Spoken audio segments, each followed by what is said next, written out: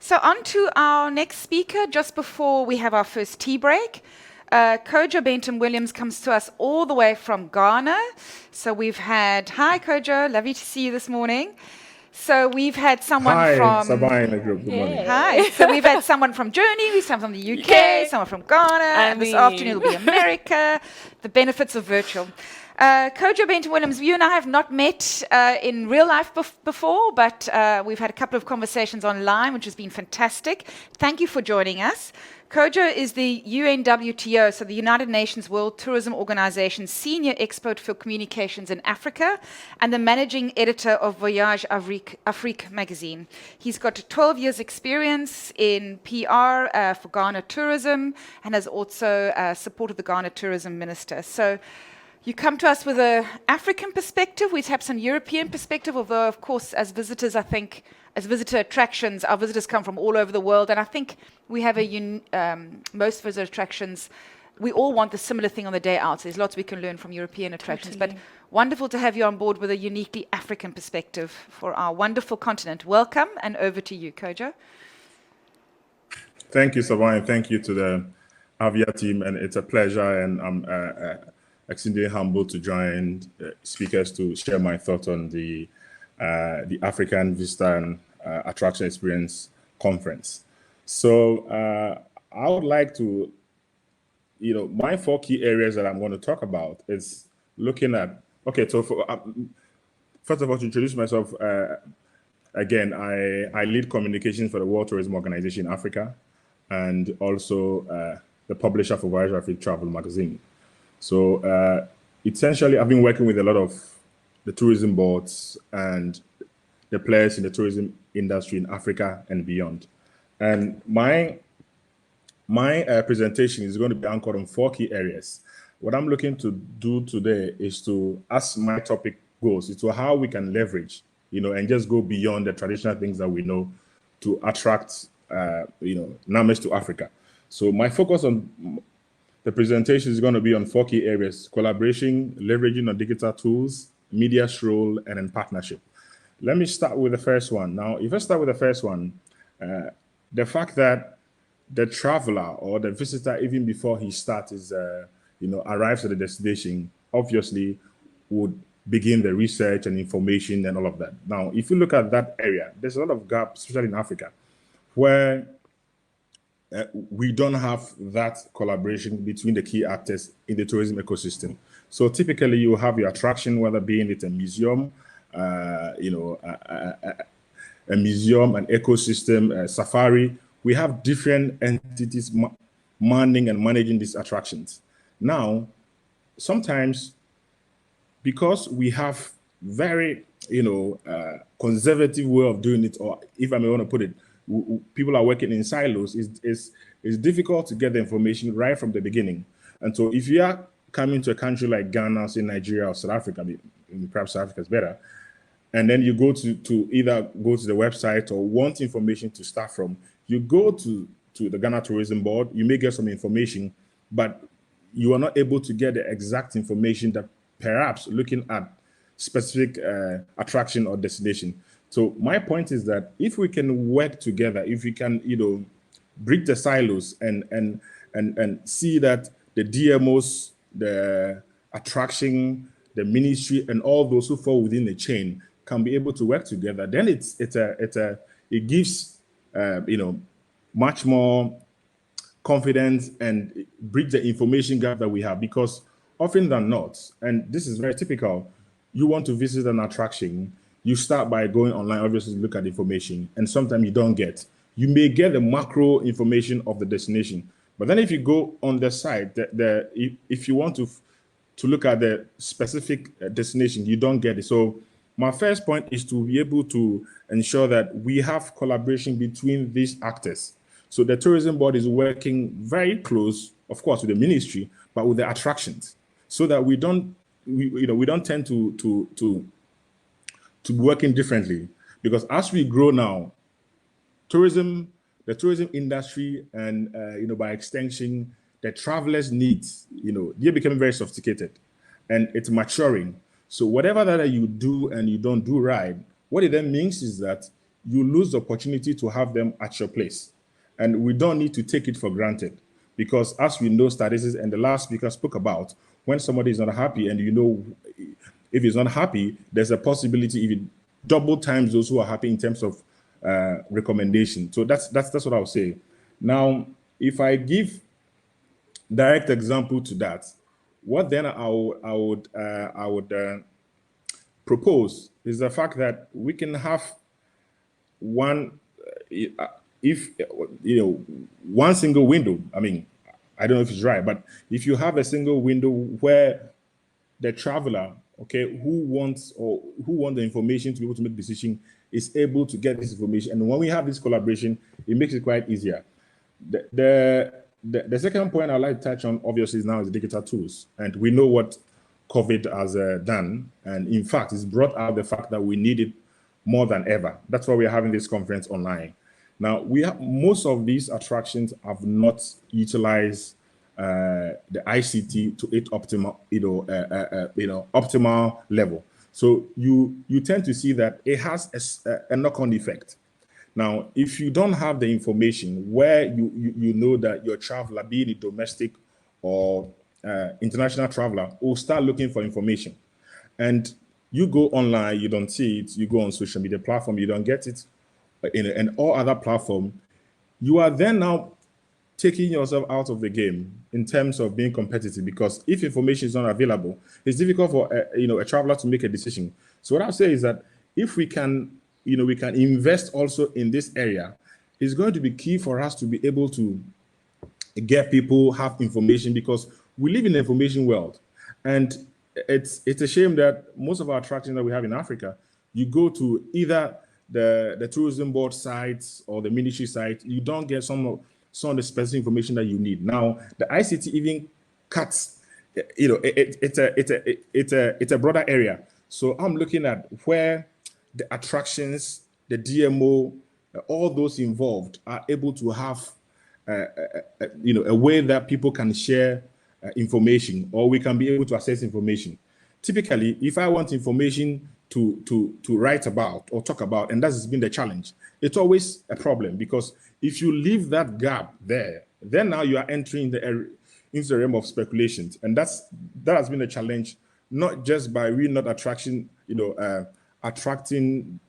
prospective travelers to our destination, but it doesn't help the destination to develop. So if we can build those ones, because you go to attractions where you believe that sometimes you want to call the simple things, but it's not just simple. That you are at attraction, of course, there's Wi-Fi, there's Wi-Fi, there's a hashtag that you can even tweet, which has a way of even influence the customer retention, because a lot of things that you have there, and when people are happy, they will tweet it, they will just post it. That you don't see at these, attractions.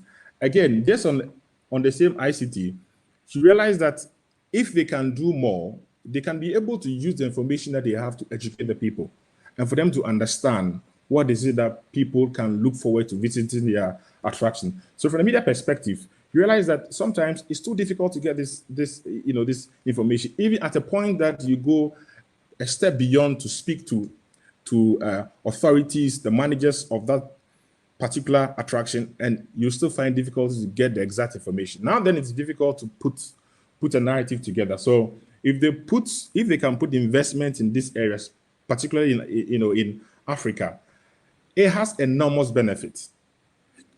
The fact that people can be wherever that they are, you have the VR, you have the virtual reality, you have, you can use artificial intelligence to boost the experience of the attraction. The days where we are looking at just the superstructure is gone. It's past and gone.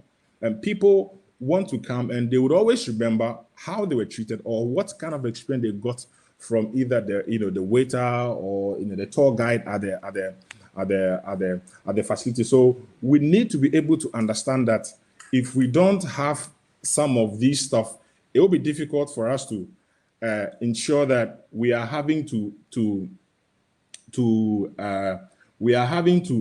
this and leaving a gap, because I believe that it's a false start. And now that we're living this age, we should just move from our comfort zone to embrace it, but also build the infrastructure, because it makes information management easier. And then we are able to attract new customers, return new things. And then importantly, we are able to avoid a potential fake news syndrome, because if we don't do that, we chip away all the things that we've done in terms of the infrastructure, in terms of the the legal regime, and all the things that we put in place. So what I'll say on that is the fact that we need to put investment, training in our IT infrastructure, so that it can be, look, gone are the days that you are going to attraction and you forget about connecting. So people now want to travel. Of course, they are going on holidays, but they want to be also to be able to connect wherever they are. So readily you will think about having a Wi-Fi at your end, but it goes beyond Wi-Fi. We go to a point that people with even disability or special needs may want to know whether they are catered for. And these all these can be done when you have it either on your website, on your social media, or you have an application that people can be able to do that. So in my opinion, if we can bridge this gap and put some investment in this area, it would help us to be able to be competitive, to be able to attract that customer who is not just looking at saying that tangible attraction, yes, is there, but ultimately the game changer is going to be the experience. And that's why I'm happy that if you see, of course, South Africa, if you see Kenya doing the signature experiences, we've come to admit that people's experience of a particular place now is beginning to ride over where we believe that we have this mega attraction there, and then whatever that we get in terms of our experience is not right. The third point I'm looking at is the media's role. The media play a critical role in whatever that we do, especially for tourism. Of course, we admit that there's been proliferation of medium that you can be able to reach out to your customers. But the traditional media, travel media, main media, they are very important to tell your narrative. And if you go out and look for, stories or where people can trust the source, the media is key. So I expect that we can be able to have networking interactions with the media to let them understand. Not all the media understand some of the things that these attractions are doing. And so when we open that opportunity of window, it helps them to know and understand. Look, sometimes we cover events and you go to different attractions. You go with a certain mindset, and then when you get there, you're able to appreciate that because of a particular attraction, say a conservation area or something, you don't have the same parameters or things that you may be able to write and mark, or if you like, give a review of. So if you engage the media, both home or abroad, what you do is that you don't just only tell them that you have an attraction or something, you educate them so they become a frontline ambassadors of your destination. And that's a particular area that we always have challenge, getting information, writing the exact ones. And sometimes you can throw up a call, you can send an emails, you can do all the things I need to do, and you don't get a feedback. So if we can up our game in that area to be able to engage them, interact with the media, because ultimately the media, we are not the only channel in which you can reach. But I tell you that the traditional media or the mainstream media that cover tourism always, is one of your core frontline people who can be able to either change the narrative or be able to educate your people. My final point that I would like to say is, again, to congratulate AAVEA for this conference and the fact that we can have such partnerships between African associations so that benchmarking, peer learning will be easier, that we would also, help our authorities understand, because some countries are better than some, or they have superior knowledge of some part of the attraction area. That if you go to, say, business events, South Africa is very ahead. You may go to culture, you go to safari, you have different countries. So if you have this association in place or this peer learning exercise in place, it helps you to be able to meet up what is new in the sector. What is it that you can do? What is it that people can, do a soul session and be able to understand that if what you are doing here is what we can do to improve our sector. That's because look, it will come back to Africa not working amongst themselves well. And when we know things that are peculiar and things that are happening in different regions, east, west, north, south, that we're able to bring them together. So in a nutshell, what I'm saying is that for us to be able to leverage, on visitor attractions, we need to pay attention to these core areas, especially with the media and information. Information is so key and it's very crucial. And to that point, I would like to thank you for the opportunity. And once again, platforms such as AAVEA helps us to be able to interact with them, because we have little information on. You cannot just pick information sometimes on social media, because you want to be able to trust the source. You're able to ensure that people that you are broadcasting to them, your followers and your readers, have immense knowledge and can trust whatever that they are looking to do. So thank you again for the opportunity. And if anyone has a question, I'm able to answer right now. So, thank you very much. Was it my imagination, or did you have an electricity cut at some point halfway through? Yes, I saw did. the light go. You did. I just had to acknowledge that, because we're also on backup in Cape Town. So for our international people listening, honestly, we don't celebrate our tenacity and flexibility enough. Oh, we are resilient people. Resilient people. It's, underneath we're paddling furiously, but our Ghanaian speaker lost electricity. We're on backup. None of us can meet in real life. I mean, oh my word. And we are, what was it? Determined optimists. Yes. Desperate. Desperate optimists. Desperate Yeah, optimists. absolutely. Kojo, thank you so much. Very interesting.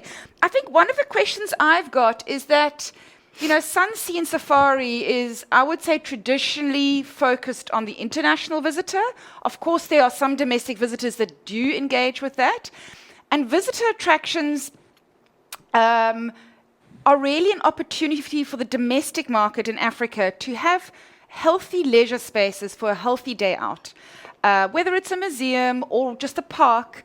And so for me, there's something around, even when I look at what visitor attractions are available in the rest of Africa, to be honest, I really struggle to find some that offer a healthy day out for a family that is a formalized attraction with an entrance fee. I don't know, why is that? I mean, I don't know, Taniko, I'm sort of just throwing this out there, but if you think about Namibia, Botswana, I go there personally on safari every second year, I love it, but is there actually a visitor attraction that offers a healthy day out for locals and that starts stirring this attractions economy? I see very little of that. Your thoughts, comments on that? No, again, that's why I made the point that, you see, if we have the peer learning and if we have the collaboration that we're having here right now, you have people manning these attractions able to, first of all, they have to be sustainable, because they have, challenges with finance and sustainability. Yes. So some of the things that they do, sometimes they tell you as a journalist that they have to go out of their way, or they don't even have budget. So if you look at the kind of problems that they are confronted with, sometimes you tend to side with, you side with them, but there's no excuse, because even if you put an investment, or if you look at the human capital that we have in some of these attractions, we can do better, because we're still caught up in the old way of just coming. So here in my country, you can just go to attraction, they're just going to see the history or something, and then you go away. There's no experience right from even connecting to see that, okay, before you get there, you are able to do this and this, which you can access either on the app or on the website. So you go there, it's very raw. And you know what it means, that when people go to a place and they finish, there's nothing to do. They don't just leave. The attraction is deprived of getting that spent, because when you stay there for longer, the propensity is that you're going to spend.